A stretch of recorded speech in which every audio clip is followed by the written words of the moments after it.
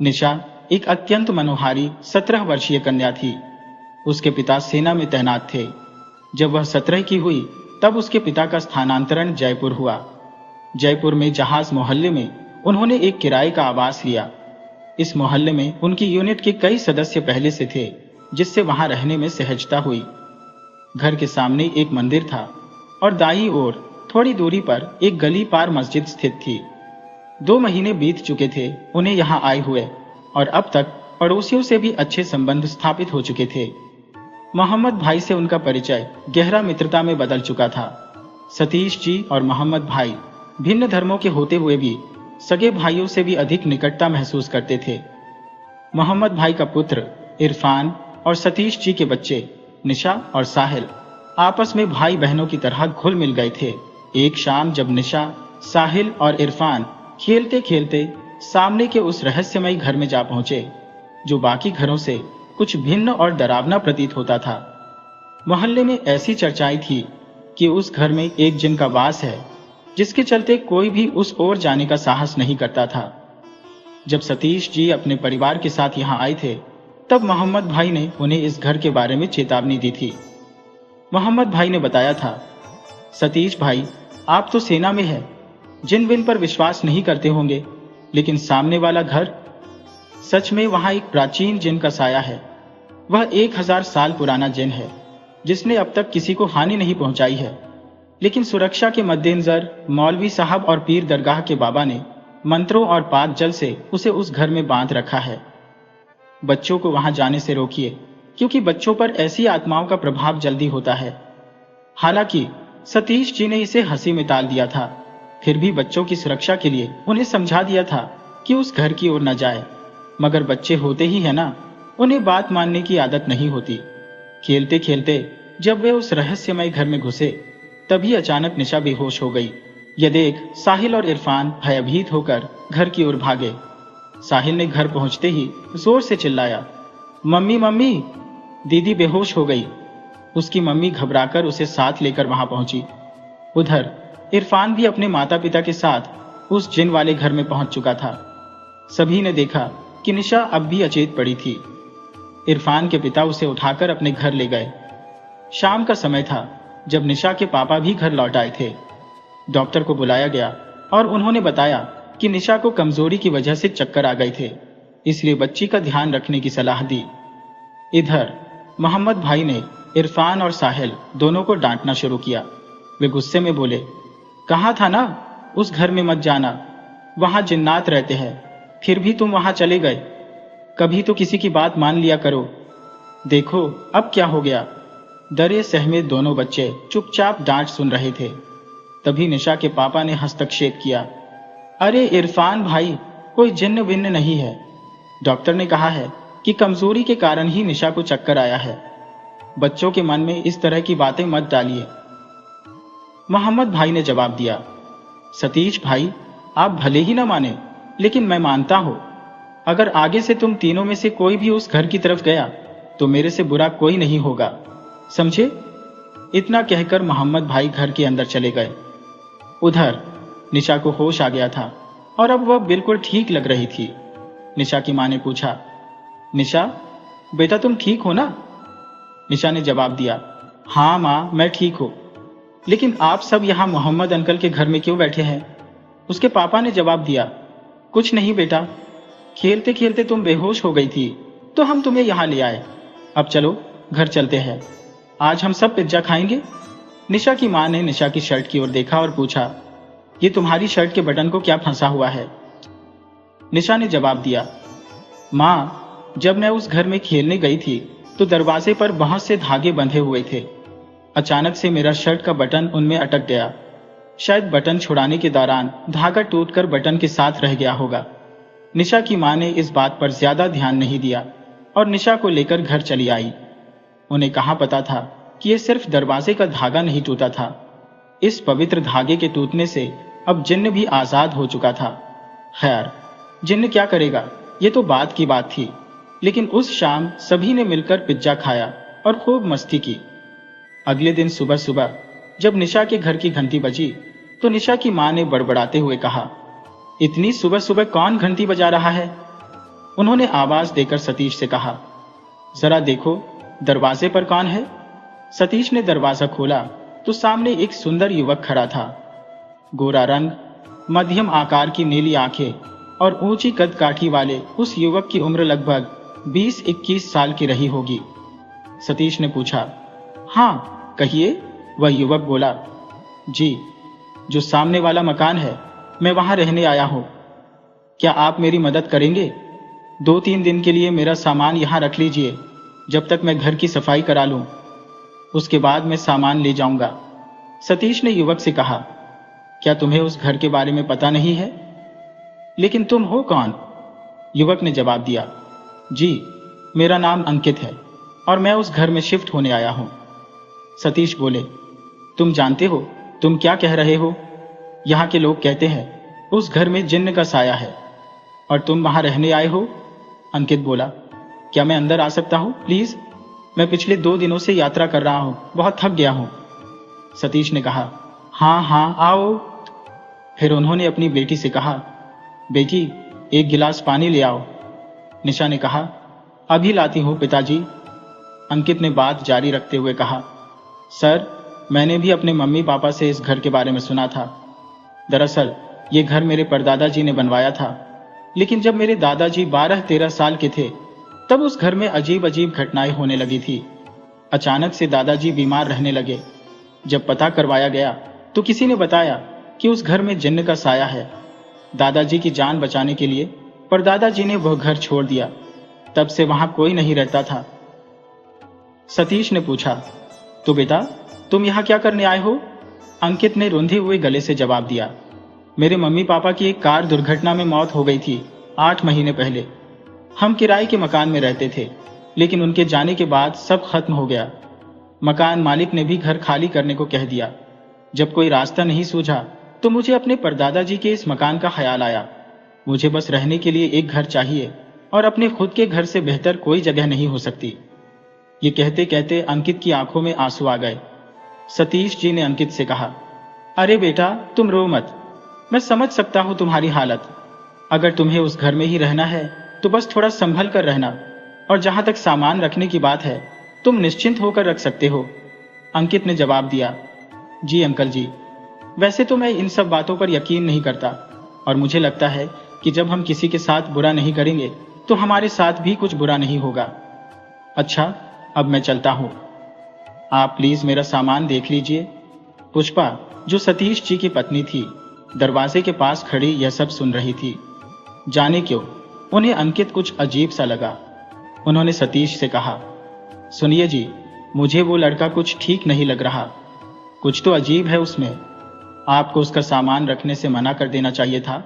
सतीश बोले, अरे भाई, वो बेचारा इतनी मुसीबत में है और तुम हो कि यह सब बातें कर रही हो। हमें उसकी मदद करनी चाहिए। 2 दिन बाद अंकित ने फिर दरवाजा खटखटाया। इस बार दरवाजा निशा ने खोला। अंकित ने पूछा, अंकल जी घर पर है? निशा ने जवाब दिया, क्या काम है पापा से और आप कौन हैं? अंकित ने बताया, मेरा नाम अंकित है और मेरा कुछ सामान यहाँ रखा हुआ है, मैं वही लेने आया हूँ। निशा ने कहा, अच्छा, तो तुम वही हो जिनका सामान पापा ने मेरे कमरे में रखा है। रुको, मैं पापा को बुलाती हूँ। निशा ने दरवाजे से ही अपने पापा को आवाज लगाई, पापा, कोई बाहर आया है। सतीश जी दरवाजे पर आए और बोले, अरे अंकित, अंदर आओ। बाहर क्यों खड़े हो? अंकित बोला, बस अंकल जी, सामान लेने आया हूं। सतीश जी ने पूछा, घर की सेटिंग हो गई सारी? अंकित ने जवाब दिया, हाँ अंकल जी, वो पिछले 2 दिनों से वही काम चल रहा था। आपने देखा ही होगा, जो भी मरम्मत करवानी थी सब हो गई है। अब बस बाहर का थोड़ा सा काम बाकी है। एक बार सारा सामान शिफ्ट कर लूं, फिर वो भी हो जाएगा। सतीश जी बोले, ठीक है, लेकिन बेटा तुम्हारा गुजर बसर कैसे होगा? कोई नौकरी वोकरी का सोचा है? अंकित ने जवाब दिया, जी अंकल जी, कल ही पापा के वकील का फोन आया था। उन्होंने बताया कि पापा ने मेरे नाम पर एक एफडी करवाई थी। साथ ही हमारी फैक्ट्री को एक बड़ी कंपनी फाइनेंस करना चाहती है। पापा का नाम काफी मशहूर था, तो उसी के आधार पर वो लोग बिजनेस को आगे बढ़ाना चाहते हैं 50% पार्टनरशिप में। इससे इनकम तो आ ही जाएगी और मैं यहीं पर एक नया बिजनेस शुरू करने की भी सोच रहा हो। सतीश जी ने कहा, अरे ये तो बहुत अच्छी बात है कि तुम्हारी फैक्ट्री भी बच गई और अब खुद का कुछ काम भी करोगे। ये तो बढ़िया हुआ बेटा। अंकित बोला, जी अंकल जी, अब मैं चलता हूं। और वह अपना सामान लेकर चला गया। सतीश जी दरवाजा बंद करके अंदर आ ही रहे थे कि फिर से दरवाजे की घंटी बज गई। सतीश जी ने कहा, अरे अब कौन आ गया? दरवाजा खोला तो सामने मोहम्मद भाई खड़े थे। मोहम्मद भाई ने कहा, अरे सर जी, आज ड्यूटी पर नहीं गए? सतीश जी ने जवाब दिया, नहीं यार, आज छुट्टी ली है। काफी दिन हो गए थे, छुट्टी नहीं की थी। मोहम्मद भाई बोले, अरे बढ़िया है, मतलब सुबह की चाय आपके घर होगी? सतीश जी मुस्कुराते हुए बोले, यह भी कोई कहने की बात है? पुष्पा, जरा 2 कप चाय और नाश्ता ले आना, मोहम्मद मियाँ आए हैं। पुष्पा ने चाय और नाश्ता तैयार किया और काम में लग गई। मोहम्मद भाई ने बातों बातों में पूछा, सामने वाले घर में कोई रहने आया है क्या? सतीश जी ने जवाब दिया, हाँ, अंकित नाम है उसका, बड़ा ही सुलझा हुआ लड़का है। माँ बाप 8 महीने पहले गुजर गए और किराए के घर से भी निकाल दिया गया। बस इसलिए वो अपने परदादा का घर, जो उन्होंने बहुत पहले छोड़ दिया था, अब वापस आया है। मोहम्मद भाई ने कहा, लेकिन न जाने क्यों मुझे उस लड़के को देखकर कुछ अजीब सा महसूस हो रहा है, जैसे वो हमसे बहुत अलग है।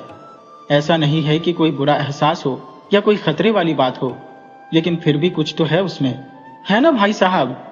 पुष्पा, जो पास खड़ी थी, कहने लगी, मुझे भी ऐसा ही लगा था उसे देखकर, लेकिन इन्हें तो मेरी बातें बेमतलब की लगती है। पुष्पा अंदर से बोलती हुई बाहर आई और सतीश जी से बोली, मुझे तो वो लड़का अजीब सा लगता है, कुछ सही नहीं लग रहा। सतीश जी ने हंसते हुए कहा, अरे ऐसी कोई बात नहीं है, बस तुम्हारे मन में उस घर को लेकर जो शक है, उसी की वजह से तुम्हें ऐसा लग रहा है। मोहम्मद भाई बोले, हाँ यह भी हो सकता है, खैर छोड़ो, बस वो लड़का सलामत रहे। उधर अंकित अपने घर में एक लड़की की फोटो हाथ में लेकर खुद से ही बड़बड़ा रहा था। किसने सोचा था, तुम्हें देखते ही मुझे तुमसे प्यार हो जाएगा, और वो भी इस कदर कि मेरी दुनिया के सारे उसूल और कायदे तोड़कर मैं इस घर में यूं रहूंगा।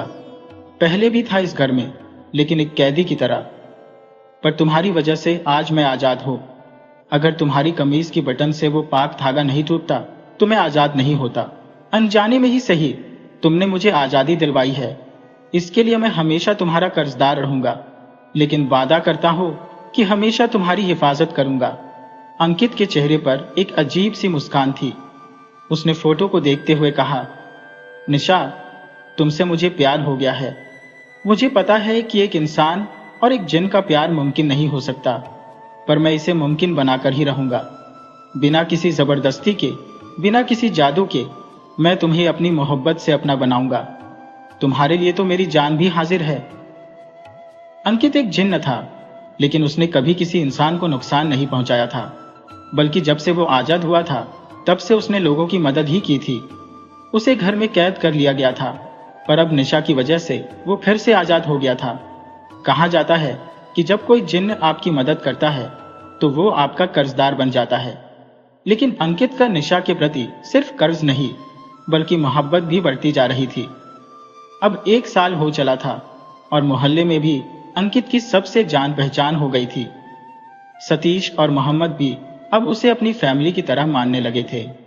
अंकित का सभी के घर आना जाना था, और चूंकि वो अकेला रहता था तो सब उसका ख्याल भी रखते थे।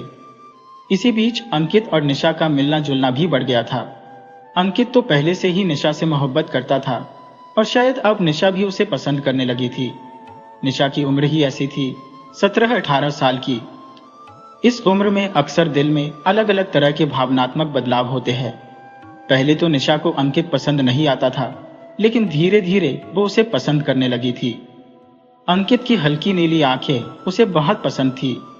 दोनों का प्यार अब गहरा होता जा रहा था, और वे दोनों अब अक्सर साथ घूमने फिरने लगे थे। जब भी निशा और उसके परिवार पर कोई मुसीबत आती, अंकित हमेशा उनकी मदद के लिए पहुंच जाता। निशा को कभी कभी ये अजीब लगता कि अंकित कैसे हर जगह उसे बचाने के लिए पहुंच जाता है। एक दिन अंकित ने निशा के परिवार के सामने शादी का प्रस्ताव रखा। निशा के माँ पापा को वो पहले से ही पसंद था, इसलिए उन्होंने उसे मना नहीं किया। लेकिन सतीश जी बोले, अरे बेटा, निशा अभी 18 साल की ही तो है, इतनी छोटी उम्र में शादी नहीं हो सकती। अंकित ने मुस्कुराते हुए कहा, कोई बात नहीं अंकल जी, आपने हाँ कह दी, यही काफी है। शादी जब आप चाहें तब कर दीजिए। इस पर निशा की मां बोली, लेकिन इतनी भी छोटी नहीं है। निशा की शादी भले ना हो, पर सगाई तो कर ही सकते हैं। सतीश जी ने हामी भरते हुए कहा, हाँ, निशा की मां सही कह रही हो, सगाई तो कर ही सकते हैं। मैं कोई अच्छा सा मुहूर्त निकलवा कर सगाई की तारीख पक्की कर लेता हूं। निशा ये सब सुन रही थी और मन ही मन बहुत खुश हो रही थी। हफ्ते भर बाद सगाई का मुहूर्त निकला। सगाई में ज्यादा लोग नहीं बुलाए गए थे, बस आस पड़ोस के दोस्त और कुछ परिवार वाले ही शामिल हुए थे। मोहम्मद भाई अपनी फैमिली के साथ आए थे और सतीश जी की मदद कर रहे थे। सगाई बहुत अच्छे से हो गई और सभी बहुत खुश थे। धीरे धीरे सभी अपने अपने घर चले गए। बस निशा का परिवार, अंकित और मोहम्मद का परिवार वहीं रुक गया। बातें करते करते रात के 11:30 बज गए और वक्त का पता ही नहीं चला। अचानक अंकित ने आईने में खुद को देखा तो उसकी आंखें चमक रही थी। उसे याद आया कि आज पूर्णिमा की रात है और पूरे चांद की रात जिन्हों की शक्तियां अपने चरम पर होती हैं। 12 बजे जिन्हों को कुछ समय के लिए अपने असली रूप में आना पड़ता है। 11:30 बज चुके थे। अंकित बिना कुछ कहे वहां से निकल गया और अपने घर की तरफ चला गया। लेकिन उसके अलावा एक और शख्स था जिसने उसकी चमकती हुई आंखें देख ली थी। वो और कोई नहीं, निशा की मां थी, जो चुपचाप अंकित के पीछे पीछे चल पड़ी।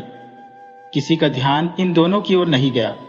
अंकित ने अपने घर में दाखिल होते ही दरवाजा बंद कर लिया और सारे पर्दे भी खींच लिए, लेकिन एक पर्दा कोने से उठा रह गया।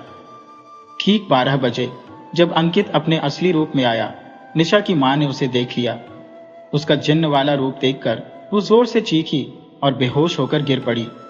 चीख की आवाज सुनकर आस पड़ोस के सभी लोग इकट्ठा हो गए। सतीश जी, मोहम्मद भाई और बाकी लोग भी बाहर निकल कर आए। उन्होंने देखा कि निशा की मां बेहोश पड़ी है और अंकित उनके पास बैठा पानी छिड़क रहा है। सतीश जी घबराते हुए बोले, क्या हुआ पुष्पा को? अंकित ने जवाब दिया, पता नहीं अंकल जी, मैं तो बस बाहर आया था। एक अर्जेंट कॉल आई थी जिसे सुनने के लिए बाहर गया था। तभी अचानक मुझे चीखने की आवाज सुनाई दी और जब यहां आया तो आंटी जी बेहोश पड़ी थी। सतीश और अंकित ने मिलकर पुष्पा को उठाया और अंकित के घर के अंदर ले गए। उन्होंने डॉक्टर को भी बुला लिया। डॉक्टर ने जांच के बाद कहा, यह किसी शॉक की वजह से बेहोश हुई है, चिंता की कोई बात नहीं है। मैंने इन्हें नींद का इंजेक्शन दिया है, सुबह तक होश आ जाएगा। रात भर सभी वहीं रुक गए। सुबह होते ही पुष्पा को होश आ गया।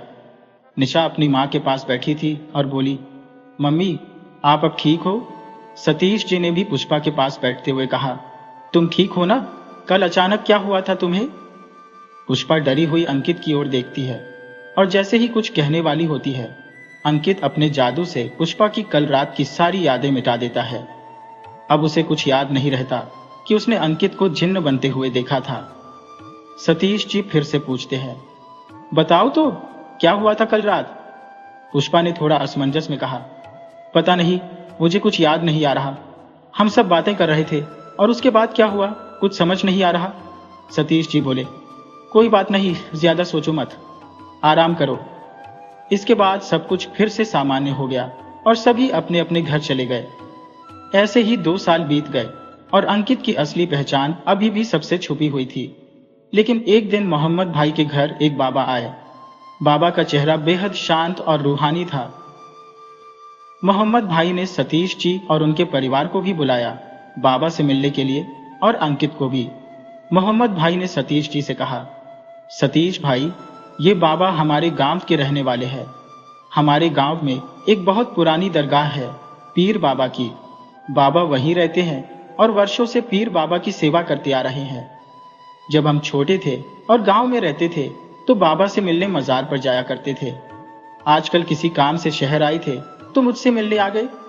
सोचा आपसे भी मिलवाता चलो। सभी ने बाबा को प्रणाम किया।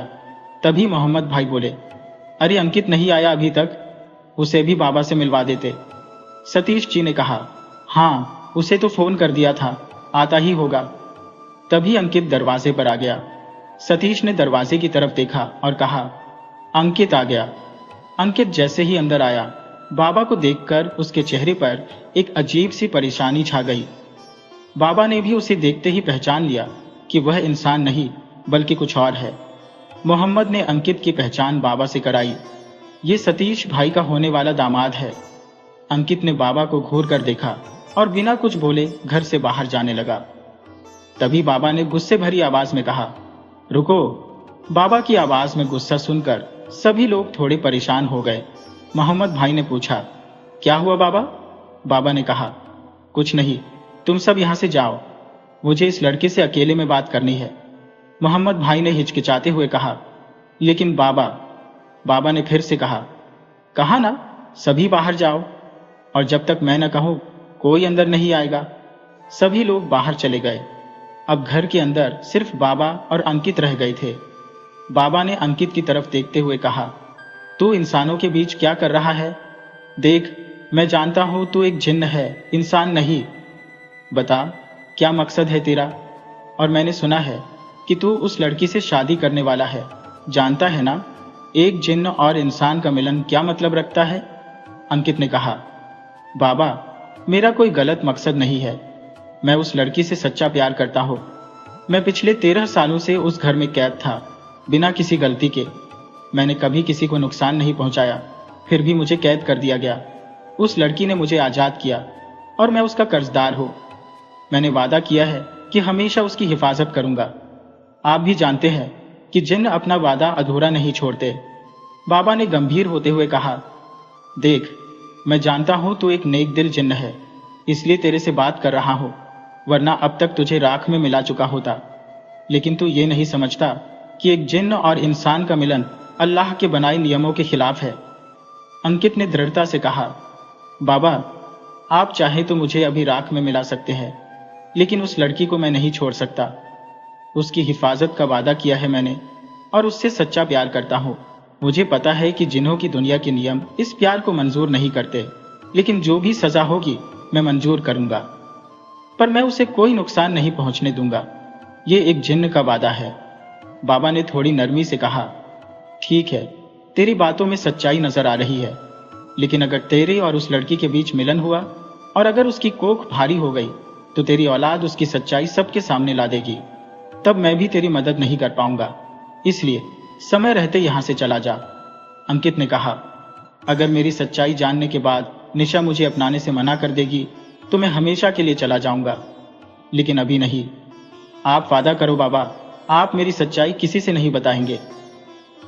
बाबा ने सोचा और फिर कहा, ठीक है, मैं तेरी सच्चाई किसी को नहीं बताऊंगा, लेकिन अगर तू सच में उस लड़की से शादी करना चाहता है तो 10 दिन के अंदर शादी कर ले, और शादी के बाद अगले 15 दिनों तक उसके करीब नहीं जाएगा। 16वें दिन जब पूर्णिमा की रात होगी, तब तू अपने असली रूप में उस लड़की से मिलन करेगा। तभी तेरी जादुई ताकत का एक हिस्सा उस लड़की में समा जाएगा और वो तेरी औलाद को धारण करने लायक हो जाएगी। अगर तू ये सब कर पाया तो तेरा बच्चा इंसानों जैसा होगा और उसमें जिन्न के गुण नहीं होंगे। इसके बाद तेरी सच्चाई कोई नहीं जान पाएगा। लेकिन अगर तू जो मैंने कहा वो नहीं कर पाया तो तेरी औलाद में जिन्न की शक्तियां होंगी और वो तेजी से बढ़ेगा। 9 महीने की जगह 5 महीने में ही इस दुनिया में आ जाएगा। ख्याल रखना, 25 दिन बाद पूर्णिमा की रात ही मिलन होना चाहिए। ये मौका 11 सालों में एक बार आता है। अगर इस बार चूक गया तो फिर अगले 11 साल बाद मिलेगा। अगर तू जिंदगी भर उस लड़की के साथ रहना चाहता है बिना अपनी सच्चाई सामने लाए तो यही वक्त है। उधर बाहर सभी लोग परेशान थे कि बाबा ने अंकित को अकेले में क्यों बुलाया। ऐसी क्या बात हो गई जो बाबा अकेले में अंकित से बात कर रहे थे। बाबा ने थोड़ी देर बाद सभी को अंदर बुलाया। इससे पहले कि कोई कुछ पूछता, उन्होंने खुद ही कहना शुरू कर दिया, अंकित एक बहुत अच्छा लड़का है, बस मुझे इसके आसपास किसी अनजान ताकत का आभास हुआ था, इसलिए मैंने इसकी नजर उतारने के लिए इसे अकेले में बुलाया था। अगर मैं ये सब पहले बता देता तो नजर उतारने में वो ताकत रुकावट डाल सकती थी, इसलिए बिना किसी को बताए ये करना जरूरी था। बाबा की बातें सुनकर सभी मान गए और फिर बाबा ने कहा, अगर हो सके तो इन दोनों बच्चों की शादी अगले 10 दिनों के अंदर ही करवा दो, इससे बहुत अच्छा होगा। इतना कहकर बाबा वहां से चले गए। सतीश जी थोड़े झल्लाते हुए बोले, अरे ये कैसे हो सकता है, ऐसे अचानक 10 दिनों में शादी करवा दें? निशा अभी सिर्फ 19 साल की है, इतनी जल्दी शादी कैसे करवा सकते हैं? और बाबा बस कहकर चले गए कि शादी करवाओ। मोहम्मद भाई समझाने लगे, सतीश भाई, बाबा बहुत बड़े ज्ञानी है, उनकी शक्तियों को मैंने खुद देखा है। उन्होंने कभी किसी का बुरा नहीं सोचा। अगर उन्होंने ऐसा कहा है तो कुछ सोच समझकर ही कहा होगा। सतीश जी ने कुछ सोचते हुए कहा, लेकिन निशा अभी छोटी है, मुझे नहीं लगता कि वो अभी शादी के लिए तैयार होगी। पुष्पा बोली, एक बार उससे पूछ लेते हैं, क्या कहती है? वैसे भी शादी अब हो या 2 साल बाद, करनी तो अंकित से ही है। और अगर बाबा ने कहा है तो कुछ अच्छा सोचकर ही कहा होगा। मोहम्मद भाई ने हामी भरते हुए कहा, हाँ सतीश भाई, बाबा कुछ भी बिना मतलब के नहीं कहते, बाकी आपकी मर्जी है। सतीश जी ने अंकित की तरफ देखा और कहा, अंकित, तुम्हें क्या लगता है? अंकित ने विनम्रता से कहा, अंकल जी, जैसा आप सब तय करेंगे मुझे वही मंजूर होगा। अगर आप निशा की आगे की पढ़ाई की चिंता कर रहे हैं तो शादी के बाद भी मैं उसे पढ़ाई से मना नहीं करूंगा। मेरा काम भी अब अच्छा चल पड़ा है तो उसकी सारी जरूरतें पूरी कर सकता हो। अगर आप और निशा की मर्जी हो तो ही आप शादी के लिए सोचिएगा, मुझे कोई जल्दी नहीं है। हालांकि अंकित ने यह बात कह दी थी, लेकिन अंदर ही अंदर वो भी चाहता था कि इन 10 दिनों में शादी हो जाए। मोहम्मद भाई फिर से बोले, सतीश भाई, शादी अब करो या 2 साल बाद, करनी तो है ही। और वैसे भी निशा कोई दूर नहीं जा रही, सामने वाली घर में ही तो जा रही है। सतीश जी ने हामी भरते हुए कहा, हाँ, ये बात तो तुम ठीक कह रहे हो, एक बार निशा से भी पूछ लेते हैं। सतीश जी ने निशा को बुलाकर कहा, बेटा तुम बताओ, तुम्हारी क्या मर्जी है? निशा ने थोड़ी झिझकते हुए कहा, पापा मैं क्या बोलूं, जैसा आप सबको सही लगे वैसा ही कीजिए। लेकिन मन ही मन वो भी यही चाह रही थी कि उसकी शादी जल्द से जल्द हो जाए। वो भी अब इंतजार नहीं कर पा रही थी कि कब उसकी शादी अंकित से हो और दोनों साथ रह सकें। सतीश जी बोले, ठीक है, अगर तुम सबको सही लगता है तो मैं हमारे पंडित जी से बात करके देखता हूं। जब तक पंडित जी से बात नहीं हो जाती तब तक कुछ नहीं करेंगे।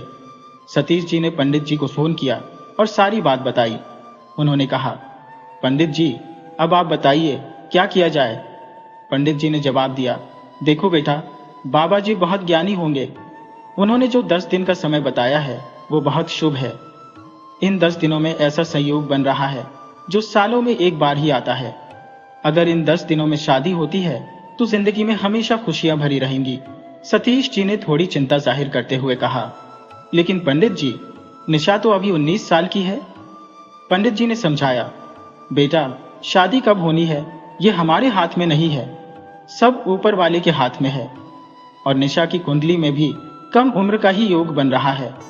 वैसे भी ये 10 दिनों का शुभ योग 11-12 साल बाद ही फिर से बनेगा। मैं तो कहता हूं शादी करवा दो, बाकी तुम्हारी मर्जी। सतीश जी ने पंडित जी से बात खत्म करते हुए कहा, ठीक है पंडित जी, नमस्ते। उधर घर में पुष्पा ने पूछा, सुनिए जी, पंडित जी ने क्या कहा? सतीश जी ने कहा, वो भी यही कह रहे हैं कि सालों बाद यह मुहूर्त आया है। अगर आने वाले 10 दिनों में शादी हो गई तो बहुत ही शुभ होगा। मोहम्मद भाई मुस्कुराते हुए बोले, देखा भाई, मैंने कहा था ना, बाबा कुछ भी बिना मतलब के नहीं कहते। अब चलो शादी की तैयारियां शुरू करो। सतीश जी ने सिर हिलाते हुए कहा, हाँ भाई, मैं भी यूं ही परेशान हो रहा था। वैसे भी हमारी बेटी कहाँ दूर जा रही है, सामने वाले घर में ही तो जा रही है। सतीश जी भावुक होते हुए निशा के सिर पर प्यार से हाथ फेरते हैं और कहते हैं, मेरी बेटी इतनी बड़ी हो गई, उसकी शादी हो रही है और पता भी नहीं चला। निशा भी अपने पापा के गले लग जाती है और दोनों की आंखों में आंसू आ जाते हैं। नीचे खड़े सभी लोग भावुक हो जाते हैं। खुशी के आंसू जो हर माता पिता की आंखों में अपनी बेटी की विदाई के वक्त आ ही जाते हैं। अंकित ने भी चैन की सांस ली। आखिरकार उसकी मोहब्बत उसे मिलने वाली थी। निशा ने अंकित की तरफ देखा और अंकित ने उसकी तरफ। दोनों की आंखों में खुशी की चमक थी। वे दोनों अब जल्द ही एक हो जाने वाले थे, वो भी कानूनी और सामाजिक रूप से। अंकित ने निशा को इशारे से बुलाया और ऊपर के कमरे में चला गया। निशा भी सबकी नजरें चुराकर धीरे धीरे उसके पीछे पीछे चली गई। नीचे सभी शादी की तैयारियों में व्यस्त थे। ऊपर निशा और अंकित एक दूसरे के सामने खड़े थे। निशा अंकित को देखकर अचानक शर्मा गई और अपना चेहरा दूसरी ओर मोड़ लिया। अंकित उसके पास आकर मुस्कुराते हुए बोला, अरे निशा, तुम इतना क्यों शर्मा रही हो? निशा शर्माते हुए बोली, क्योंकि अब हम पति पत्नी बनने जा रहे हैं। अंकित ने उसकी ओर देखते हुए कहा, तुम नहीं जानती निशा, कब से मैं इस दिन का इंतजार कर रहा हूं। अगर मेरा बस चलता तो कब की तुमसे शादी कर ली होती। बहुत प्यार करता हूं तुमसे निशा। तुम्हें नहीं पता कि मैंने अपनी दुनिया के सारे नियम, सारे कायदे तोड़कर तुमसे प्यार किया है। निशा थोड़ी हैरान होकर हंसते हुए बोली, अपनी दुनिया के नियम? मतलब तुम एलियन हो? और जोर से हंसने लगी। हंसते हुए वो बेहद खूबसूरत लग रही थी। अंकित उसे देखते हुए कहता है, तुम्हारी यह हंसी मुझे बहुत पसंद है। तभी अचानक निशा ने अंकित को धक्का देकर पीछे कर दिया। अंकित हक्का बक्का होकर बोला, अरे क्या हुआ, इतनी जोर से क्यों धक्का दिया? निशा थोड़ा घबराई हुई आवाज में बोली, तुम्हारी आंखें क्यों चमक रही थी? ये क्या हो रहा है? निशा की घबराहट देखकर अंकित को बाबा की बात याद आई कि पूरे चांद की रात से पहले वो निशा के करीब नहीं आ सकता। उसने जल्दी से जवाब देते हुए कहा, अरे तुमने नोटिस किया? मैं तो तुम्हें बताने वाला था कि मैंने नए कॉन्टैक्ट लेंस लिए हैं, बस उन्हें पहनकर चेक कर रहा था। शायद लाइट की वजह से वो थोड़ा ज्यादा चमक रहे थे। मैंने भी पहले ध्यान नहीं दिया, लेकिन अब समझ आया। अंकित ने यह कहानी बनाकर निशा को समझाने की कोशिश की और निशा उसकी बातों में आ भी गई। इधर नीचे शादी की तैयारियां जोर शोर से चल रही थी। दिन बीतते गए और वो खास दिन भी आ गया जिस दिन उनकी शादी होनी थी। मंडप में अंकित बड़ी बेसब्री से निशा का इंतजार कर रहा था। जब निशा लाल जोड़े में सजी संवरी मंडप में आई तो वो ऐसी लग रही थी मानो चांद का टुकड़ा जमीन पर उतर आया हो। उसकी माँ उसकी सुंदरता की तारीफें करते नहीं थक रही थी और पापा बस नम आंखों से अपनी बेटी को निहार रहे थे। निशा ने अंकित के पास आकर बैठते हुए एक नजर उसे देखा और दोनों मुस्कुरा दिए। शादी की सभी रस्में विधिवत पूरी हो गईं। विदाई का समय आया तो निशा की माँ, पापा, मोहम्मद भाई और पूरा परिवार नम आंखों से उसे विदा कर रहे थे। हालांकि वो सामने वाले घर ही जा रही थी, लेकिन बेटी की विदाई हर माता पिता के लिए भावुक पल होता है। विदाई के बाद निशा और अंकित अपने नए घर की ओर चले गए। वहां पहुंचते ही दोनों घर के अंदर गए और निशा अपने कमरे में बैठी सोचने लगी। वह थोड़ी नर्वस थी, सोच रही थी, आज वेडिंग नाइट है, बस थोड़ा रिलैक्स कर लो, सब ठीक होगा। अंकित भी उसके पास आकर बैठ गया और दोनों ने एक दूसरे की आंखों में देखकर एक नई जिंदगी की शुरुआत की उम्मीद में मुस्कुराते हुए हाथ थाम लिया। निशा अपने आप से ही बातें कर रही थी, मैं इतना नर्वस क्यों हो रही हूँ? मुझे तो खुश होना चाहिए कि मेरी शादी मेरी पसंद के इंसान से हो रही है। तभी अंकित कमरे में आता है। उसे देखकर निशा फिर से नर्वस हो जाती है। अंकित मुस्कुराते हुए कहता है, तुम सारी रस्मों और तैयारियों में थक गई हो, तुम थोड़ा आराम कर लो और सो जाओ, मैं भी चेंज कर लेता हूँ। इतना कहकर अंकित निशा के माथे को प्यार से चूमता है और कपड़े बदलने चला जाता है।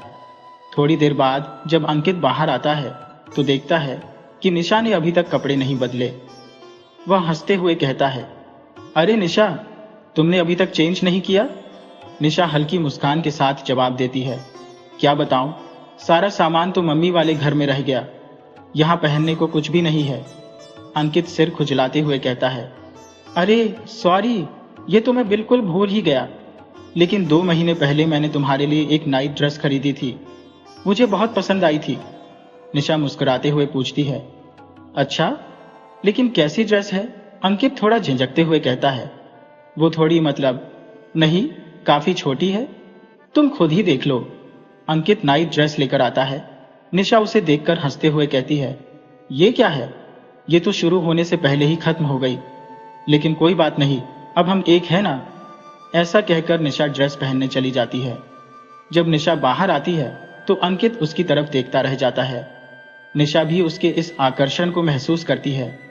दोनों धीरे धीरे एक दूसरे के पास आते हैं। लेकिन जैसे ही अंकित निशा के करीब जाने लगता है, उसे बाबा की बात याद आ जाती है। वह अचानक रुक जाता है और पीछे हट जाता है। निशा थोड़ी हैरान होकर पूछती है, क्या हुआ अंकित? अंकित झूठ मूठ कहते हुए जवाब देता है, कुछ नहीं, बस माँ पापा से बात करते समय एक रस्म के बारे में सुना था। हमारे घर में शादी के 15 दिनों तक दूल्हा और दुल्हन एक दूसरे के करीब नहीं आ सकते। निशा थोड़ी चौंकते हुए कहती है, ऐसी रस्म मैंने तो कभी नहीं सुना। अंकित कहता है, मुझे भी नहीं पता था, माँ से ही सुना।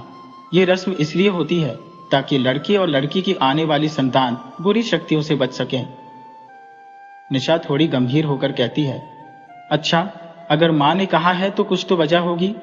वैसे भी हर परिवार की अपनी अपनी रस्में होती है। कोई बात नहीं, वेडिंग नाइट तो 15 दिनों बाद भी मनाई जा सकती है। निशा की इस बात पर अंकित मुस्कुराते हुए कहता है, अरे वाह, तुम तो बहुत समझदार हो गई हो। अच्छा, अब तुम सो जाओ, बहुत थक गई हो। वैसे भी कहीं मेरा इरादा न बदल जाए और 15 दिन का इंतजार न कर पाऊं। ऐसा कहकर अंकित निशा को छेड़ता है और दोनों हंसने लगते हैं। आधी रात बीत चुकी थी।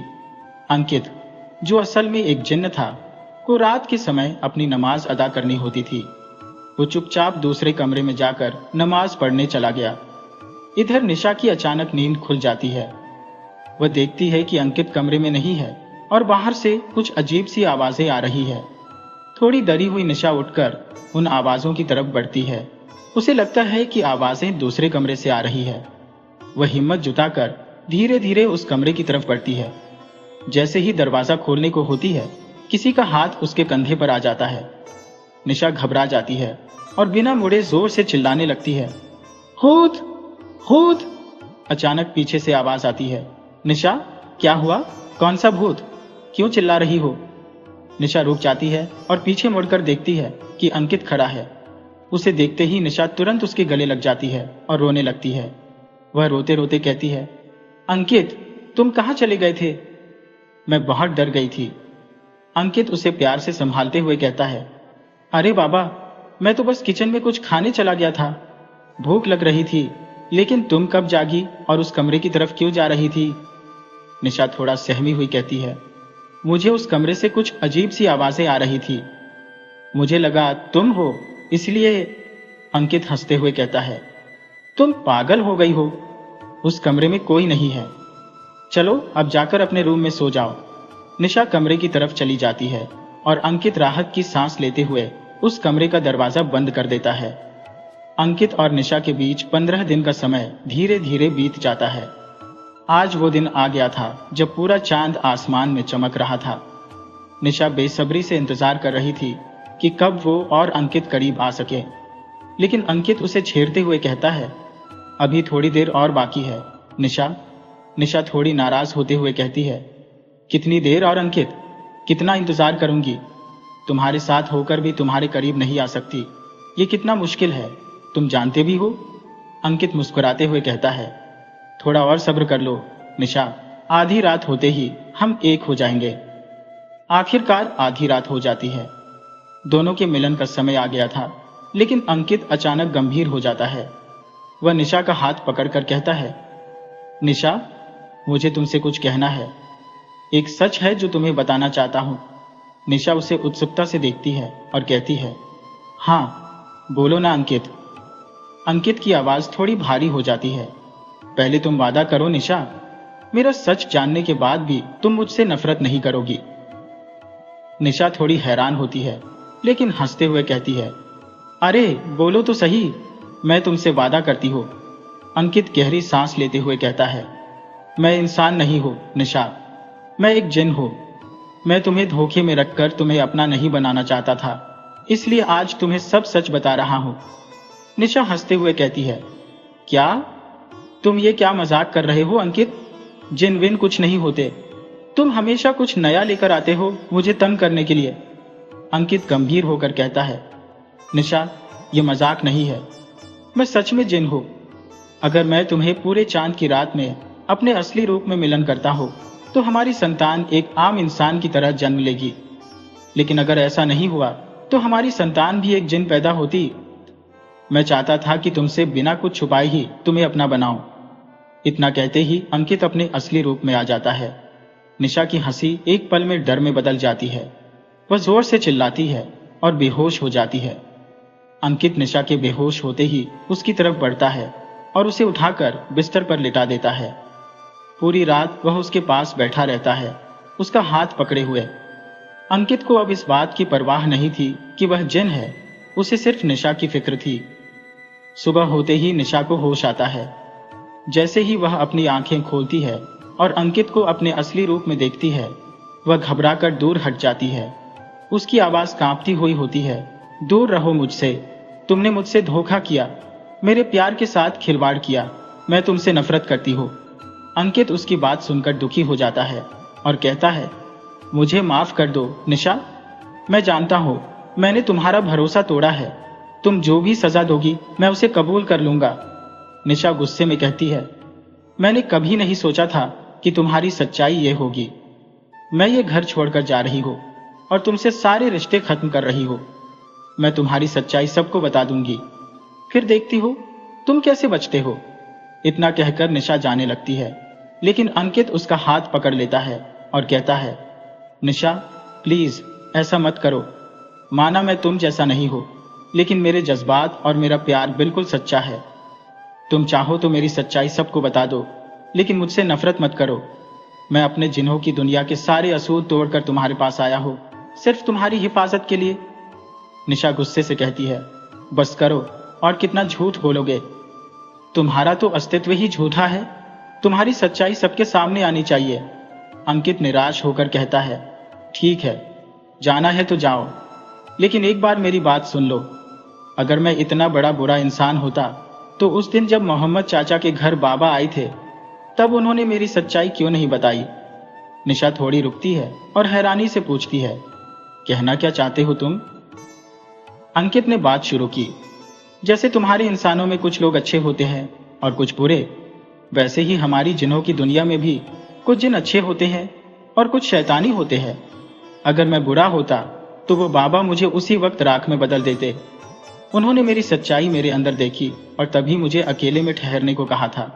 मैं एक सच्चा जिन्न हूं और एक दिन अल्लाह के किसी भी नेक बंदे के सामने झूठ नहीं बोल सकता, चाहे वो नेक हो या बुरा।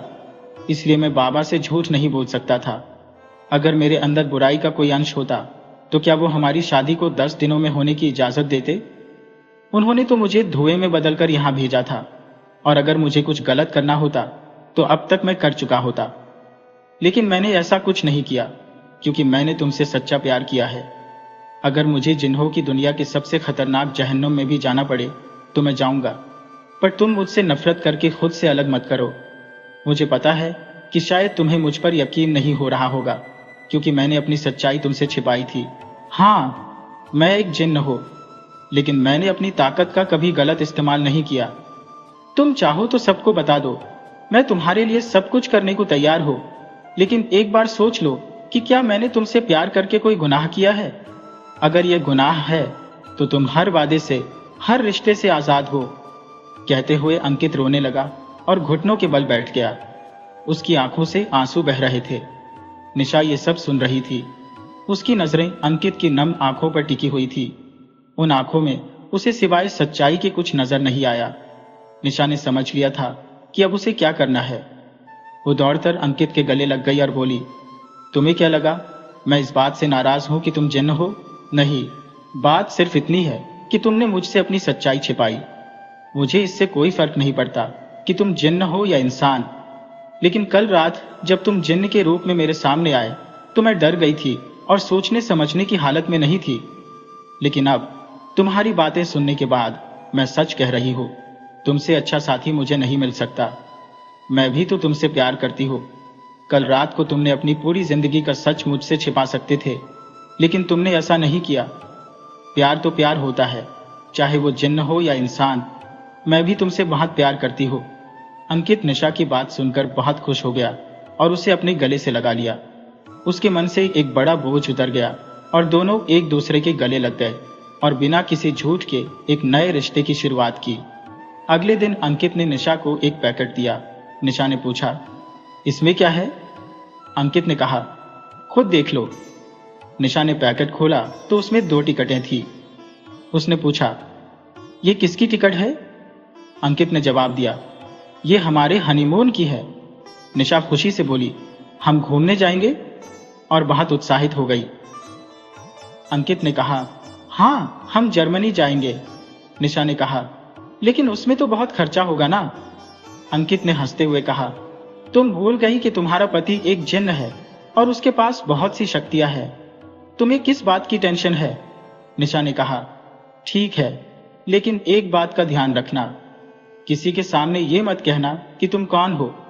अगर किसी ने सुन लिया तो तुम जानते हो क्या होगा, और मैं किसी भी हालत में तुम्हें खोना नहीं चाहती। अंकित ने वादा किया, अब ऐसा कुछ नहीं कहूंगा, सॉरी। निशा ने कहा, ठीक है, लेकिन हम जर्मनी नहीं जाएंगे बल्कि शिमला जाएंगे। मेरा सपना है कि एक बार शिमला घूमने जाऊं। अंकित ने कहा, जैसा आप चाहें, हमें जगह से क्या लेना देना, बस जहां तुम खुश हो मैं भी वही खुश हूं। निशा ने कहा, अच्छा ठीक है, कब चलना है? अंकित ने जवाब दिया, कल सुबह की फ्लाइट है। निशा ने कहा, मेरे पास तो कपड़े भी नहीं है, चलो जल्दी से शॉपिंग कर लेते हैं। अंकित ने हंसते हुए कहा, किसने कहा कि कपड़े नहीं है? निशा ने कहा, सब भारी भरकम सूट है, वो मैं नहीं पहन सकती। अंकित ने हवा में हाथ घुमाया और सामने कई कपड़े प्रकट हो गए। निशा ने आश्चर्य से कहा, यह कैसे हुआ? मुझे यकीन नहीं हो रहा। अंकित हंसते हुए बोला, अब इन सब की आदत डाल लो, मैं तुम्हें हर वो चीज लाकर दूंगा जो तुम्हारे दिल में ख्वाहिश होगी, बस एक चुटकी में सब हाजिर कर दूंगा। निशा मुस्कुराते हुए बोली, अच्छा ही है कि तुम जिन्न हो, मेरा तो फायदा ही फायदा है। अंकित छेड़ते हुए बोला, अरे कल तो मुझे छोड़कर जाने की धमकी दे रही थी, अब क्या हुआ?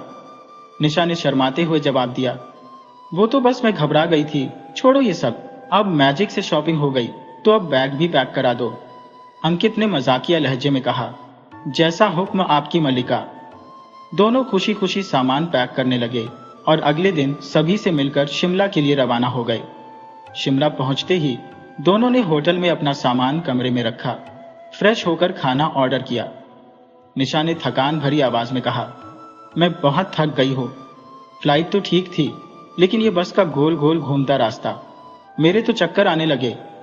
अंकित ने उसे दिलासा देते हुए कहा, तुम खाना खाकर आराम कर लो, सुबह उठकर घूमने चलेंगे। निशा ने सिर हिलाते हुए कहा, हाँ सच में, खाना आ जाए और फिर बस सो जाना है।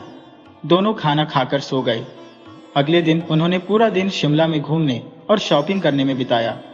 जब शाम को वे होटल के कमरे में लौटे तो निशा कमरे की साज सज्जा देखकर हैरान रह गई। कमरा कैंडल लाइट और बैलून से सजा हुआ था। निशा ने उत्सुकता से पूछा, ये किसने किया? अंकित ने हंसते हुए कहा, और कौन करेगा? निशा ने फिर पूछा, लेकिन कब? तुम तो मेरे साथ ही थे। अंकित ने मुस्कुराते हुए कहा, सुबह होटल वालों को कहा था कि शाम तक रूम को सजा देना, और देखो उन्होंने कर दिया, तुम्हें सरप्राइज देने के लिए। निशा ने खुश होते हुए कहा, यह बहुत अच्छा लग रहा है अंकित, थैंक यू। अभी बात खत्म भी नहीं हुई थी कि अंकित ने रूम सर्विस को कॉल किया और वे शैंपेन की बोतल और गिफ्ट्स लेकर आ गए। निशा ने खुशी से पूछा, इतना सब कुछ किस खुशी में? अंकित ने मुस्कुराते हुए कहा, तुम मेरे साथ हो, मेरे पास हो, इससे बड़ी खुशी और क्या हो सकती है? अंकित ने गिफ्ट बॉक्स निशा को दिया। निशा ने जब बॉक्स खोला तो उसमें एक प्यारी सी ड्रेस थी। निशा ने हैरानी से कहा, यह क्या है? अंकित ने मजाक में कहा, जूते हैं, देख नहीं रही? निशा हंसते हुए बोली, ड्रेस है, लेकिन ये तो नई ड्रेस नहीं लग रही। अंकित ने शरारत भरे अंदाज में कहा, यार इतनी प्यार से लेकर आया था, सोचा था कितनी अच्छी लगोगी इसमें, अगर पसंद नहीं तो फेंक दो। निशा ने हंसते हुए कहा, अरे बाबा गुस्सा क्यों होते हो, मैं अभी पहन कर आती हूं। फिर निशा ने दूसरा गिफ्ट खोला जिसमें एक गोल्ड रिंग और एक गोल्ड चैन थी जिसमें दोनों की तस्वीर लगी हुई थी। निशा ने खुश होकर कहा, यह तो बहुत सुंदर है। अंकित ने मुस्कुराते हुए कहा, मुझे खुशी है कि तुम्हें अच्छा लगा। अंकित ने निशा को रिंग और चैन पहना दी और निशा भावुक हो गई। जब तक निशा ड्रेस चेंज कर रही थी तब तक अंकित ने बेड के सामने टेबल पर शैंपेन की बोतल सजाकर रख दी। जब निशा बाहर आई तो अंकित उसे देखता ही रह गया। निशा ने हंसते हुए पूछा, कैसी लग रही हो? अंकित ने प्यार से कहा, जैसा मैंने सोचा था, एकदम खूबसूरत। निशा शर्मा गई। अंकित ने निशा का हाथ पकड़ा और उसे बैठाकर शैंपेन के गिलास में शैंपेन भरी। दोनों ने एक साथ सिप किया। फिर अंकित ने रोमांटिक म्यूजिक लगा दिया और निशा के सामने घुटनों पर बैठकर उसका हाथ अपने हाथ में ले लिया। दोनों ने एक दूसरे की आंखों में आंखें डालकर डांस करना शुरू कर दिया और एक दूसरे के और करीब आ गए। आज एक अजीबोगरीब मुलाकात हुई, जिसमें एक जिन्न और एक इंसान के बीच का रिश्ता आकार ले रहा था। वो रात उनके मिलन की गवाह थी और अगली सुबह उनके जीवन की एक नई शुरुआत का आगाज। निशा अब भी गहरी नींद में थी और अंकित उसके बालों में उंगलियां फिराते हुए उसकी खूबसूरती में खोया हुआ था। ऐसा लगता था जैसे निशा अब उसकी जिंदगी का एक अभिन्न हिस्सा बन चुकी है। जब निशा जागी तो अंकित को सामने देखकर हल्के से मुस्कुरा दी। दोनों अपनी नई जिंदगी में बेहद खुश थे। अपने हनीमून के कुछ दिन बाद वे जयपुर लौट आए। घर पहुंचकर सबसे पहले उन्होंने अपने रिश्तेदारों और दोस्तों को वो तोहफे दिए जो वे उनके लिए लाए थे। परिवार से मिलकर वे बेहद खुश थे और आखिरकार अपने घर लौटे। घर पहुंचते ही अचानक निशा की तबीयत बिगड़ने लगी। उसे उल्टियां और चक्कर आने लगे। अंकित घबरा गया। उसने अपने जादू से निशा को ठीक करने की कोशिश की, लेकिन कुछ भी असर नहीं हुआ। जादू की नाकामी ने अंकित को हैरत में डाल दिया। फिर वह फौरन डॉक्टर को बुलाया। डॉक्टर ने निशा का मुआयना किया। अंकित चिंतित होकर पूछने लगा, डॉक्टर साहब, निशा ठीक तो है ना? उसकी तबीयत कैसी है? डॉक्टर ने मुस्कुराते हुए कहा, चिंता की कोई बात नहीं है। इस स्थिति में कभी कभी कमजोरी और चक्कर आना आम बात है। अंकित थोड़ा उलझन में बोला, मतलब? डॉक्टर ने जवाब दिया, आपकी पत्नी गर्भवती है? यह सुनकर अंकित की सांसें तेज हो गईं। डॉक्टर के जाने के बाद अंकित ने निशा के पास जाकर बताया, तुम प्रेग्नेंट हो? निशा ने खुशी के साथ कहा, अरे ये तो खुशी की बात है। लेकिन अंकित गंभीरता से बोला, निशा, हमारी शादी को अभी सिर्फ 1 हफ्ता हुआ है और तुम 4 हफ्ते की गर्भवती हो। निशा ने हक्का बक्का होकर कहा, क्या कह रहे हो तुम? ये कैसे हो सकता है? अंकित ने गंभीरता से कहा, यह मजाक नहीं है, डॉक्टर ने यही कहा है। हमने बहुत बड़ी गलती कर दी है। हमें बाबा की बात माननी चाहिए थी। उन्होंने कहा था कि हमारा मिलन सिर्फ पूर्णिमा की रात को ही हो सकता है, लेकिन हमने अनजाने में ये नियम तोड़ दिया। मुझे अभी बाबा से मिलना होगा। अंकित ने जल्दबाजी में घर छोड़ दिया और निशा पीछे से आवाज लगाती रह गई। अंकित सीधे मोहम्मद चाचा के पास पहुंचा और उनसे बाबा से मिलने की गुहार लगाई। मोहम्मद चाचा ने कहा, अरे क्या हुआ? तुम इतने परेशान क्यों हो? बाबा से क्यों मिलना चाहते हो? अंकित ने संजीदगी से कहा, चाचा, कुछ बहुत जरूरी बात है। कृपया बाबा से बात करके उन्हें बुला लीजिए। थोड़ी देर बाद मोहम्मद चाचा ने बताया कि बाबा 3 दिन बाद जयपुर आएंगे। अंकित ने चाचा को धन्यवाद दिया और वापस घर चला गया। 3 दिन बाद जब बाबा आए तो अंकित उन्हें अपने घर ले गया। बाबा ने पूछा, कहो अंकित, क्यों बुलाया मुझे? अंकित ने घबराते हुए सब कुछ बाबा को बता दिया।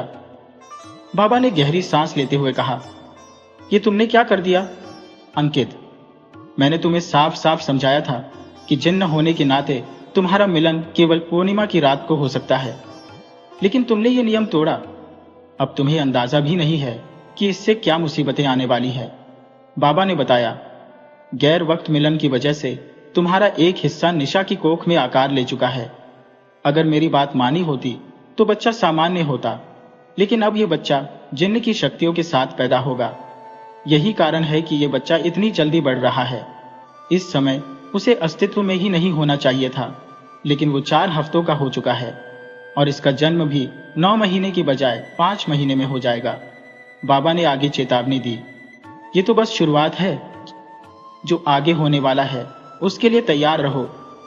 जिन्नात की दुनिया के खिलाफ जाकर तुमने अपनी मोहब्बत को अपनाया है, लेकिन इस गलती की सजा अब तुम्हें और निशा को भुगतनी पड़ेगी। लेकिन हां, अगर तुम्हारी मोहब्बत सच्ची है तो कोई भी सजा तुम्हारा कुछ नहीं बिगाड़ सकेगी। बाबा ने फिर समझाया, जिन्नात की दुनिया के नियमों के मुताबिक अगर किसी जिन्न और इंसान का मिलन होता है तो उनकी पहली औलाद जिन्नात की दुनिया का बादशाह या मलिका बनेगी। इसका मतलब है कि तुम्हारा बच्चा जिन्नात की दुनिया पर हुकूमत करेगा। तुम्हारे द्वारा की गई उस चूक का कारण मैं समझाता हूँ। जब मैंने कहा था कि पूर्णिमा की रात को ही यदि तुम्हारा मिलन होता है तो तुम्हारी संतान एक सामान्य इंसान के रूप में जन्म लेगी और उसका जिन्नात की दुनिया से कोई संबंध नहीं रहेगा, लेकिन तुम्हारी गलती की वजह से अब तुम्हारी संतान जिन्न की शक्तियों के साथ जन्म लेगी और वही संतान जिन्नात की दुनिया पर हुकूमत करेगी, जिसे बाकी जिन्न कभी भी स्वीकार नहीं करेंगे। सदियों से जिन्नात इस ताकत को हासिल करने की कोशिश कर रहे हैं और वो इसे एक बच्चे के हाथों में इतनी आसानी से नहीं आने देंगे। बाबा ने गंभीर स्वर में आगे कहा, जो जिन्न अल्लाह को खुद से ऊपर मानते हैं उनसे तुम्हें कोई खतरा नहीं है, परंतु यहाँ पर अच्छे जिन्नों की तुलना में बुरे जिन्नों की संख्या अधिक है। वे हर हालत में तुम्हारी संतान को जन्म लेने से पहले ही खत्म करने की कोशिश करेंगे। सामने बैठी निशा भी बाबा की बातों को गंभीरता से सुन रही थी। अंकित ने चिंता जताते हुए कहा, लेकिन बाबा, क्या कोई रास्ता है? मैं निशा और अपनी संतान को खोना नहीं चाहता। बाबा ने गहरी सांस लेते हुए कहा, कोई रास्ता तो नहीं है, मेरे पास अब सिर्फ अल्लाह की ही आस है। तुम्हें अपनी बीवी की हर हालत में हिफाजत करनी होगी ताकि कोई भी बुरी ताकत उसे नुकसान न पहुंचा सके। इसके साथ ही तुम्हें दोनों मेरे साथ चलना होगा। मैं तुम्हें अपने पीर बाबा की दरगाह पर ले चलूंगा, वहां कोई जिन्न अपनी ताकत नहीं दिखा सकता। अंकित ने घबराते हुए पूछा, लेकिन बाबा, बाकी सबको हम क्या कहेंगे? जब उन्हें सच्चाई पता चलेगी तो वे क्या करेंगे? बाबा ने समझाते हुए कहा, चिंता मत करो, माना कि तुम एक जिन्न हो पर नेक भी हो, मैं सबको समझा दूंगा। बाबा निशा और अंकित को निशा के घर लेकर गए, जहां उसके माता पिता और मोहम्मद भाई को भी बुलाया गया। अंकित की सच्चाई जानकर सभी घबरा गए। निशा के पिता ने गुस्से में कहा, बाबा, आपने इसे यहां क्यों लाया? इसने हमारी बेटी की जिंदगी खतरे में डाल दी है। आप इसे अपने मंत्रों से फूंक दीजिए और हमारी बेटी की कोख में पल रहे जिन्न को गिरवा दीजिए। हम अपनी बेटी के साथ ऐसा नहीं होने देंगे। निशा ने दृढ़ता से कहा, नहीं मम्मी, आप ऐसा कुछ नहीं करेंगी। अंकित ने मुझसे शादी के तुरंत बाद ही सब कुछ बता दिया था। मुझे सब पता था कि हमारे एक होने पर क्या मुश्किलें आ सकती हैं। अगर आपने अंकित को कुछ भी किया तो मैं अपनी जान दे दूंगी। मोहम्मद भाई ने शांत स्वर में कहा, सतीश भाई, मुझे लगता है कि अंकित एक नेक इंसान है। अगर वो बुरा होता तो अब तक निशा को छोड़ चुका होता, लेकिन उसने ऐसा नहीं किया। वह यहाँ तक निशा के साथ है तो जरूर उसकी नीयत अच्छी होगी।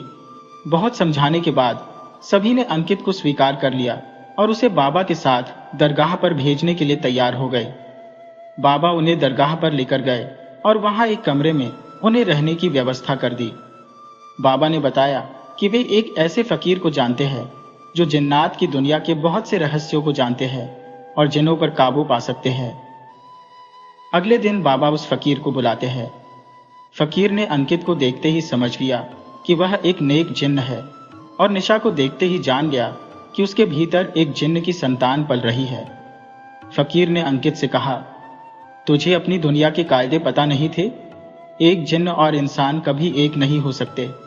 अंकित ने जवाब दिया, मुझे सब पता था फकीर बाबा, लेकिन मैं यह नहीं जानता था कि मेरी संतान भी एक जिन्न होगी और जिन्नात के तख्त की इकलौती दावेदार बनेगी। आप मेरी मदद कीजिए। फकीर बाबा ने कहा, देख, मुझे इस दरगाह के बाबा ने सब कुछ बता दिया है।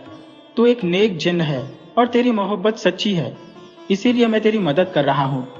कोई भी जिन्न तेरा कुछ नहीं बिगाड़ पाएगा, लेकिन एक जिन्न है जो सबसे पुराना है और इस वक्त हजारों साल का है। वह जिन्न ऐसा ताकतवर है कि उसके सामने बाकी जिन्न थर थर कांपते हैं। उसकी ताजपोशी अगले पूर्णिमा की रात को होनी थी, लेकिन तेरी संतान उसकी राह में बाधा बन रही है। अब वह हर हाल में उसे खत्म करने की कोशिश करेगा। फकीर बाबा ने गंभीरता से कहा, वो बहुत ताकतवर है, मैं भी उसका सामना नहीं कर पाऊंगा, लेकिन अगर तू उससे समझौता करने को तैयार हो तो हो सकता है वह तेरी संतान को छोड़ दे, पर उसके बदले में वह कुर्बानी मांगेगा। एक जान के बदले एक जान।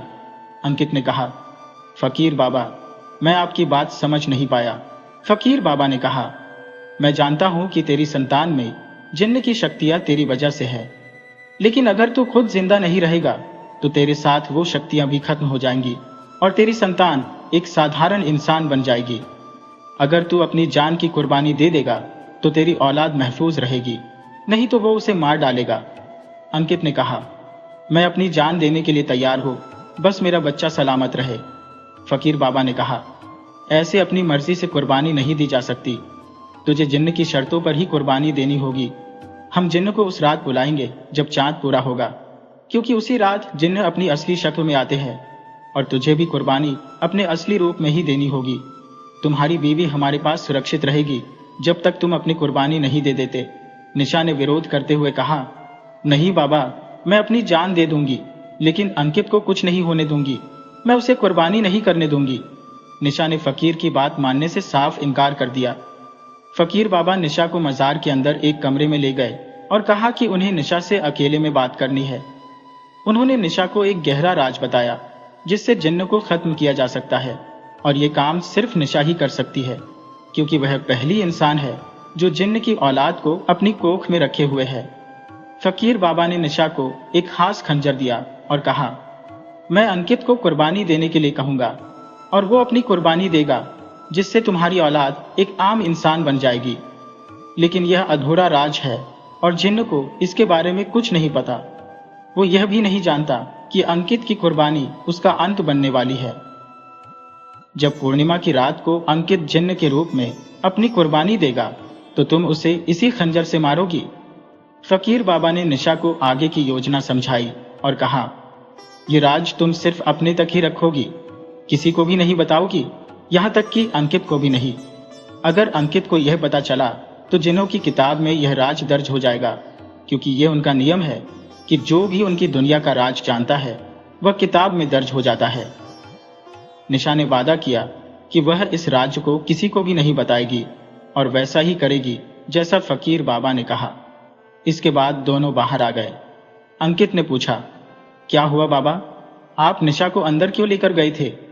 फकीर बाबा ने कहा, कुछ नहीं, बस उसे समझा रहा था कि यह कुर्बानी कितनी जरूरी है, लेकिन वह मान नहीं रही थी, इसलिए मैंने उसे जादू से काबू में कर लिया है, जब तक तुम कुर्बानी न दे दो। अंकित ने कहा, आपने सही किया बाबा, मैं कुछ भी हो जाए अपनी बीवी और बच्चे को कुछ नहीं होने दूंगा। और फिर अंकित फूट फूट कर रोने लगा। निशा ने पूछा, अंकित, तुम क्यों रो रहे हो? अंकित ने कहा, कुछ नहीं निशा, तुम बस अपना ख्याल रखो, मैं सब ठीक कर दूंगा। आखिरकार वह रात आ गई जब अंकित अपनी कुर्बानी देकर अपने बच्चे और निशा को बचाएगा। फकीर बाबा ने निशा और अंकित को सामने बैठाकर उस बुरे जिन्न को बुलाया। वह जिन्न बहुत ही विशाल और डरावनी आंखों वाला था। उसके लंबे नाखून और भयानक रूप देखकर निशा डर गई। अंकित ने निशा को गले से लगाकर उसे संभाला। जिन्न ने पूछा, बता फकीर, क्यों बुलाया है मुझे? पहली बार तुझे हराया था तब भूल गया? उस वक्त छोड़ दिया था, लेकिन अब की बार नहीं। फकीर बाबा ने कहा, तुमसे एक समझौता करने के लिए बुलाया है। जिन्न ने भयानक हंसी के साथ कहा, मुझसे समझौता? कैसा समझौता? फकीर बाबा ने निशा की ओर इशारा करते हुए कहा, तुम इस लड़की को जानते हो? जिन्न ने कहा, नहीं, कौन है ये? फकीर बाबा ने कहा, यह वही लड़की है जो जिन्नात के होने वाले बादशाह को जन्म देने वाली है। इसके अंदर जिन्न की औलाद सांसें ले रही है। जिन्न जोर जोर से हंसने लगा और कहा, तूने तो मेरा काम आसान कर दिया। मैं इसकी तलाश में था, लेकिन तू इसे खुद मेरे सामने ले आया। अब मैं इसे मार दूंगा ताकि उस नन्हे बादशाह को इस दुनिया में आने का मौका ही न मिले। फकीर ने कहा, इसीलिए तुझे बुलाया है, एक समझौता करने के लिए। इसकी जिंदगी के बदले में जो तू कहेगा वो तुझे मिलेगा। अंकित ने कहा, हाँ, मेरी औलाद और मेरी बीवी को छोड़ दे, मैं तेरी शर्तें मानने को तैयार हूं। जिन्न ने कहा, तुझे क्या लगता है इतनी आसानी से छोड़ दूंगा? मेरे से समझौता करना इतना आसान नहीं है, कुर्बानी देनी पड़ेगी। क्या तू दे पाएगा? अंकित ने कहा, हाँ, मैं अपनी जान की कुर्बानी दूंगा, बस मेरी औलाद को बख्श दे। जिन्न ने कहा, ठीक है, बख्श दूंगा, लेकिन मुझे भी कुर्बानी में तेरी औलाद की जान के बदले जान चाहिए। तू देगा अपनी जान की कुर्बानी? तेरी शक्तियां तेरी औलाद में है। जब तू ही नहीं रहेगा तो तेरी औलाद की शक्तियां अपने आप ही खत्म हो जाएंगी और वह एक साधारण इंसान बन जाएगी। बता, मंजूर है? अंकित ने कहा, हाँ, मंजूर है। तू जो कहेगा मैं सब मानूंगा, लेकिन वादा कर इसके बाद तू मेरी बीवी और बच्चे को नुकसान नहीं पहुंचाएगा। जिन ने कहा, वादा किया, आधी रात होते ही तू अपने असली रूप में आकर कुर्बानी देगा। अंकित ने कहा, ठीक है। आधी रात हो गई और अंकित की कुर्बानी का समय आ गया। निशा जोर जोर से रो रही थी। वह अंकित के पास जाने की कोशिश कर रही थी, लेकिन फकीर बाबा ने अपनी शक्ति से उसे रोक रखा था। अंकित अपने असली रूप में आ गया। फकीर बाबा ने उसे वह खंजर दिया जिसे अंकित ने अपने दिल में आर पार कर दिया। लहूलुहान अंकित जमीन पर गिर पड़ा और फकीर बाबा ने निशा को इशारा किया। निशा तुरंत दौड़कर अंकित के पास गई और उसी खंजर को अंकित के दिल में और गहराई तक उतार दिया। फिर वह भी अंकित के पास जमीन पर गिर पड़ी।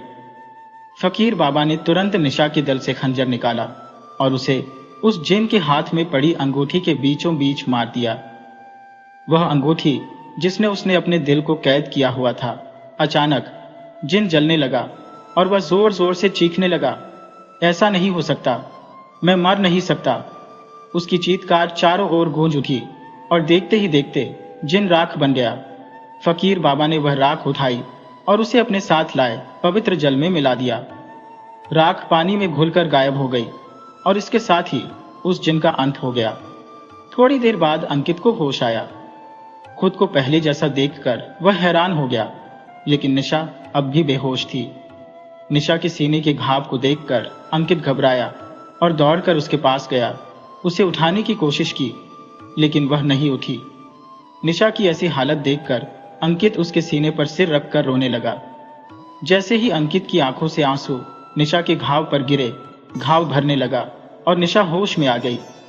होश में आते ही निशा ने अंकित को गले से लगा लिया। फिर वह उठकर सीधे फकीर बाबा के पास गई और उनके पैरों में गिरकर रोने लगी। बाबा, यह सब आपके कारण ही हुआ है। आपने हमारी जिंदगी वापस लौटाई है। यह एहसान हम कभी नहीं भूलेंगे। फकीर बाबा ने कहा, और बच्चा, अगर सर झुकाना ही है तो उस ऊपर वाले के सामने झुका। मैं तो उसका सेवक हूं, जैसा वो कहता है वैसा ही करता हूं। यह कहकर फकीर बाबा वहां से चले गए। अंकित को समझ नहीं आ रहा था कि क्या हो रहा है। वह कैसे वापस पहले जैसा हो गया और निशा बेहोश क्यों थी? और सबसे बड़ी बात, वह जिन कहाँ गया? अंकित ने निशा से पूछा, निशा, मैं जिंदा कैसे हूं और वह जिन कहाँ गया? मैंने तो अपनी जान उसे दे दी थी ना? निशा ने मुस्कुराते हुए कहा, हाँ, तुमने जान दी थी, लेकिन कैसे दी? ऐसे कैसे तुम जाने देते? इसलिए फकीर बाबा और मैंने मिलकर उस जिन को मार दिया। अंकित ने चौंकते हुए पूछा, मार दिया? लेकिन कैसे? निशा ने समझाते हुए कहा, तुम्हें याद है जब मैं तुम्हें जिन के साथ समझौता करने से मना कर रही थी और बाबा मुझे अंदर ले गए थे? अंकित ने हाँ में सिर हिलाया। निशा ने कहा, बाबा ने मुझे बस में नहीं किया था, बल्कि इसलिए ले गए थे ताकि मैं जिन को मारने में उनकी मदद कर सकूं। बाबा ने बताया था कि वह जिन इतना ताकतवर है कि कोई उसे नहीं मार सकता। उसने बहुत लोगों पर जुल्म किया था, उसकी शक्तियां शैतानी हो गई थी। निशा ने आगे बताया, एक दिन उस जिन की नजर एक लड़की पर पड़ी। वह लड़की इतनी मासूम और पाक थी मानो खुद भगवान ने उसे जमीन पर भेजा हो। उसने उस लड़की को जादू से अपना बना लिया और जबरदस्ती उससे संबंध बनाए। जब वह लड़की जादू से बाहर आई तो बहुत देर हो चुकी थी। वह मां बनने वाली थी, लेकिन उसकी हालत ऐसी थी कि वह खुद भी जीने के काबिल नहीं थी।